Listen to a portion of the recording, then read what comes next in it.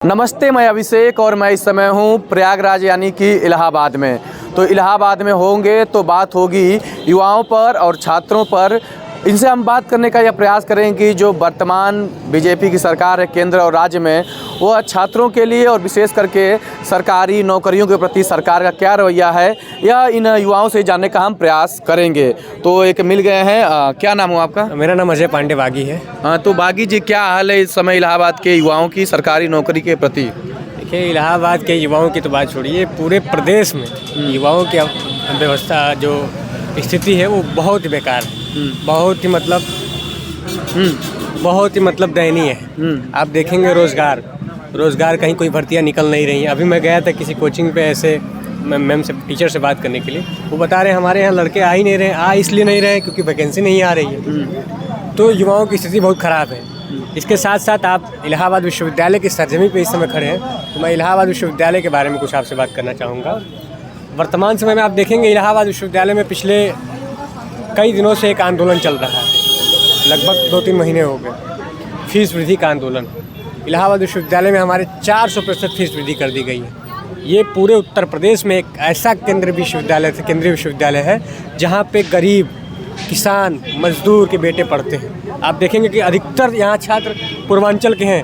मऊ, गोरखपुर, बलिया, देवरिया, गाजीपुर, सब अधिकतर उधर के ही हैं। तो ये तानाशाही जो छात्रों के ऊपर लगातार चल रहा है, उनके भविष्य को कि एक सोच है कि मतलब छात्रों को आगे बढ़ने ही न दिया जाए ताकि सरकार के खिलाफ कोई बोल सके। तो ये क्या मानते हैं, विश्वविद्यालय की नीति है या छात्र की नीति है? अरे सरकार की नीति। देखिए, जो विश्वविद्यालय में तानाशाही कुलपति जो इस समय बैठी हैं, ये कहीं ना कहीं सरकार के इशारों पे काम कर रही हैं। और आप इसके पीछे एक चीज़ देखेंगे कि इनके जो हस्बैंड हैं, जो हमारी कुलपति मैडम है, इनके हस्बैंड जो हैं वो इससे पहले गुजरात में चीफ जस्टिस थे और वर्तमान में सुप्रीम कोर्ट में जज हैं। तो उनको खौफ ही नहीं है। लेकिन मैं इनको ये भी बताना चाहता हूँ, ये युवा हैं और युवा का जब उल्टा वायु होता है, जब वायु निकलता है कि नहीं, तो वायु के सामने कोई टिक नहीं पाता है।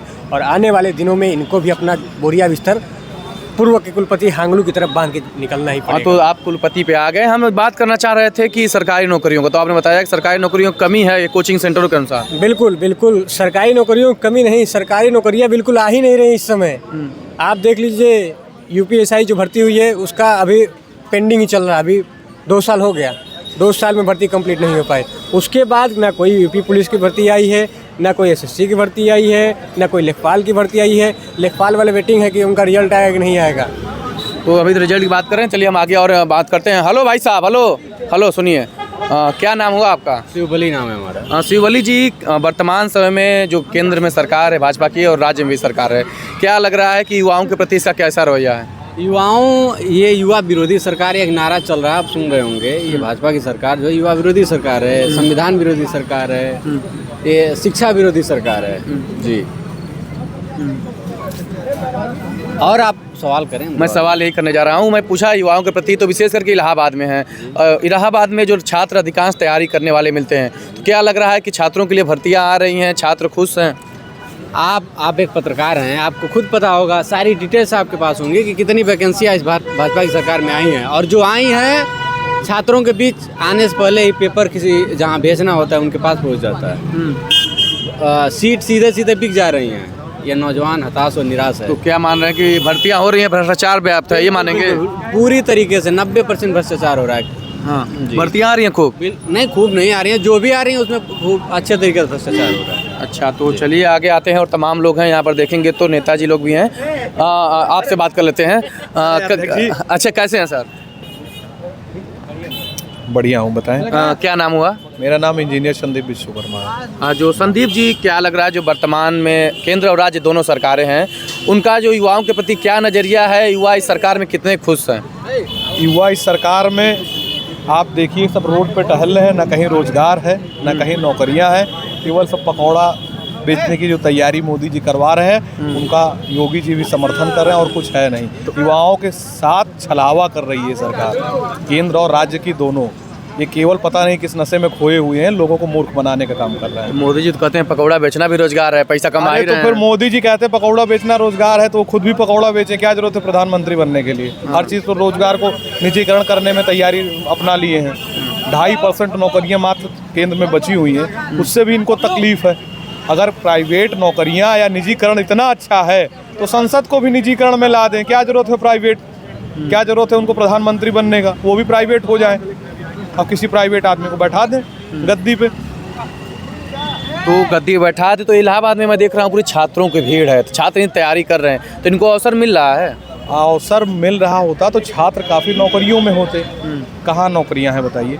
आज पेपर में आज आप उठा के पढ़िए, आया हुआ है कि अगर 2017-18 की वैकेंसियां अगर फिल कर दी जाएं तो लगभग 35,000 युवा रोजगार पा जाएं प्रदेश में, जो जानबूझ के सरकार छलावा करके लोगों को कोर्ट में डाल के रखी हुई है।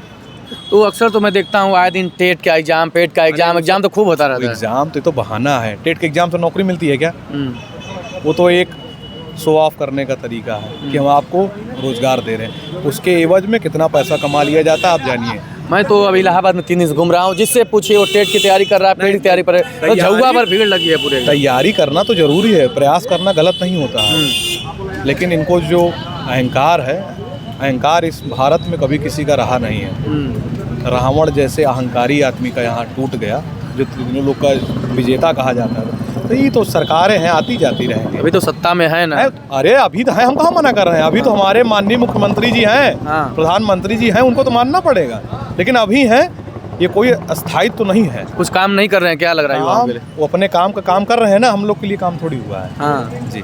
राम मंदिर बन रहा है, खुश है आप अरे एकदम? राम मंदिर बन रहा है, सब काम चकाचक हो रहा है। अरे अब राम मंदिर से हम दुखी थोड़ी होंगे। हाँ। हमें रोजगार की चाहिए।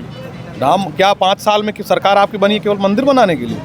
मंदिर बनाए अच्छी बात है, लेकिन रोजगार भी चाहिए। और जो एक मतलब यूनिवर्सिटी में पढ़ाई लिखाई और कॉलेजों में पढ़ाई लिखाई का स्तर ठीक है? शिक्षा का निजीकरण, शिक्षा का स्तर इस सरकार में लगातार गिर रहा है। ना प्रोफेसर की भर्ती हो रही है, केवल और केवल छात्रों के साथ छलावा है। हाँ देखिए, छात्रों के साथ छलावा है। तमाम और लोग हैं, आ जाइए आपसे बात कर लेते हैं। आ जाइए, इधर आ जाइए। हाँ देखिए, पीछे पूरा ही कोचिंग का तमाम पोस्टर लग रहा है, तो छात्र खूब मजे में पढ़ लिख रहे हैं इस समय। पढ़ाई तो लॉकडाउन की वजह से काफ़ी अस्त व्यस्त हो गया है, लेकिन अब धीरे धीरे अपने पुराने उस पे आ रहा है। आप क्या करते हैं? हम पीएचडी कर रहे हैं इकोनॉमिक्स से। अच्छा, इकोनॉमिक्स से।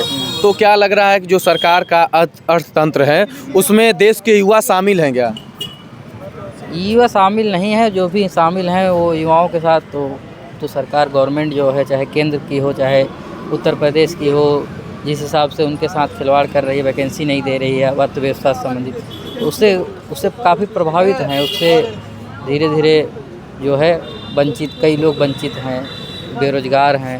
तो ये जो सरकार का मान लीजिए जो वर्तमान समय आर्थिक मॉडल चल रहा है, तो इससे क्या आने वाले समय में युवाओं को रोजगार मिलेगा या युवाओं के लिए अच्छा माहौल बनेगा, विशेष करके जो सरकारी नौकरियों की तैयारी करते हैं? रोजगार तो देखिए है, रोजगार गवर्नमेंट दे नहीं रही है ना, रोजगार तो है ही है। हाँ। बहुत सारी वैकेंसियाँ, सरकारी पद हो चाहे वो हो, सब खाली हैं पड़ी है। कहाँ वैकेंसी दे रही है? वैकेंसी करा भी नहीं रही है गवर्नमेंट। अभी देखिए पीजीटी फॉर्म कब भरा गया है, अभी एग्ज़ाम डेट नहीं आया, उससे पहले यूजीसी अब ही नोटिफिकेशन आया, एग्ज़ाम डेट दे दिया।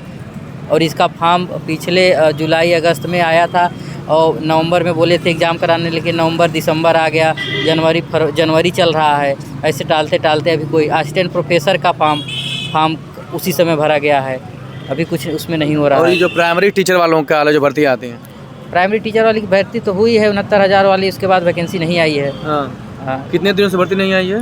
69,000 वाली के बाद नहीं आई है। कितने दिन हो गए? तब लगभग 1.5 साल हो गए, 1.5-2 साल तो हो ही गए। अच्छा, चलिए